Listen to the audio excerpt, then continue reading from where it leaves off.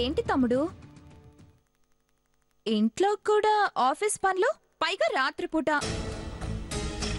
పని రాక్షసులు అంటారే, వాళ్ళకి ఇలాగే రాత్రి లేదు పగలు లేదు, ఇల్లం లేదు ఆఫీసం లేదు, భార్య పిల్లల గురించి అస్సలు పట్టించుకోరు.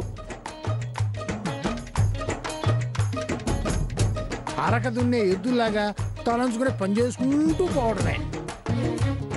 చెయ్యొచ్చు మావయ్య, పనికి తగ్గట్టు ఫలితం ఉన్నప్పుడు సంవత్సరానికి 730 రోజులు పని చెయ్యొచ్చు. కానీ ఇక్కడ పనే కానీ ఫలితమేం లేదే. అదేదో సామెత చెప్పినట్టు కొండ గొట్టాలు మూసినట్టు కోనేట్లో నీళ్లు కుమ్మరిచ్చినట్టు ఉంది శ్రావణ పని. ఎందుకు మీరు ఇలా మాట్లాడుతున్నారో నాకు అర్థం కావట్లేదు. అర్థమైతే అర్థం చేసుకుంటే మళ్ళీ మళ్ళీ మాట్లాడే అవసరం ఎందుకు వస్తుంది? సత్తుపండు ఏంటలా అంటావు? అది కాదు నీలమ్మ, గాడి చాకరీ చేస్తే అరుపు అలసటే గాని గుర్రం కావు అంటున్నా. పాపం ఎందుకలా అనడం? ఈయన గారిని ఎవ్వరూ అయ్యో పాపం అనడం లేదని. ఎవరనాలట? ఎవరు 24 గంటలు పని చేయించుకుంటున్నారో వాళ్ళు. అర్థమైందా శ్రావణ్? వీళ్ళ బాధేంటో, దేనికో, ఎవరి గురించో నాకు పూర్తిగా అర్థమైంది.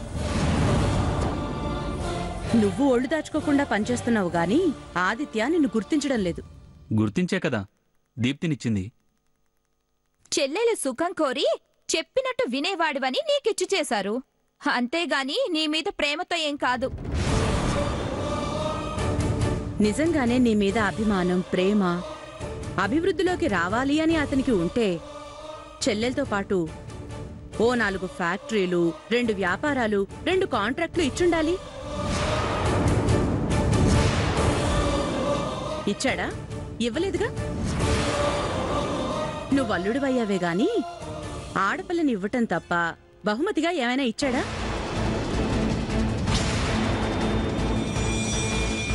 అర్ధరాత్రి దాకా పని. ఇదేనా చెల్లెలు భర్తకు అతనిచ్చే మర్యాద, గౌరవం? అల్లుణ్ణి ఎలా చూసుకోవాలంటారు? అడుక్కునైనా ఆనపకాయ పాయసం పెట్టాలి అంటారు. ఆనపకాయ పాయసమా? అబ్బా ఎంత టేస్టీగా ఉంటుందో. అది నా పెళ్ళైన కొత్తలో పెట్టారులే. నేను రుక్కి చేత ఇవాళ చేయించుకుంటా. శ్రావణ కూడా కొంచెం పెట్టిస్తాలే. పని పిల్లకి పెళ్ళాం హోదా, బ్యాంకు బ్యాలెన్సు, ఇంటల్లుడికి వర్క్ అలైన్మెంటు, ఆవిడికి ఓనర్షిప్, నీకు లేబర్ వర్కు. అలా కాదు నీలమ్మ, ఆవిడకేమో ఓనర్షిప్, ఈయనకేమో లేబర్షిప్ అను బాగుంటుంది. అందుకే నిన్ను చూసి జాలేసి పాపమని పరామర్శించి వెళ్దామని వచ్చాను.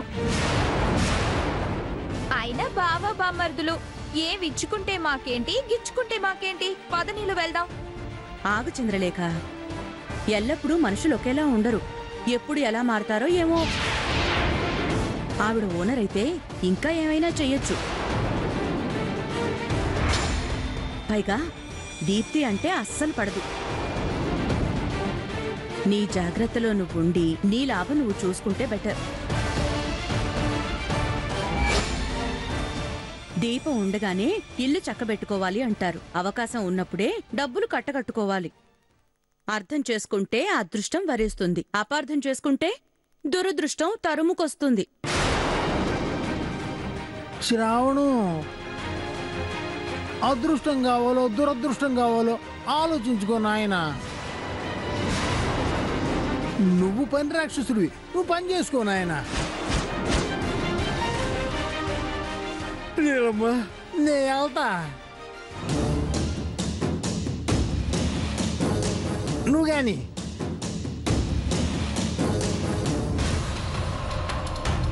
పని పిల్లకి పెళ్ళాం హోదా, బ్యాంక్ బ్యాలెన్సు, ఇంటల్లుడికి వర్క్ అలైన్మెంటు,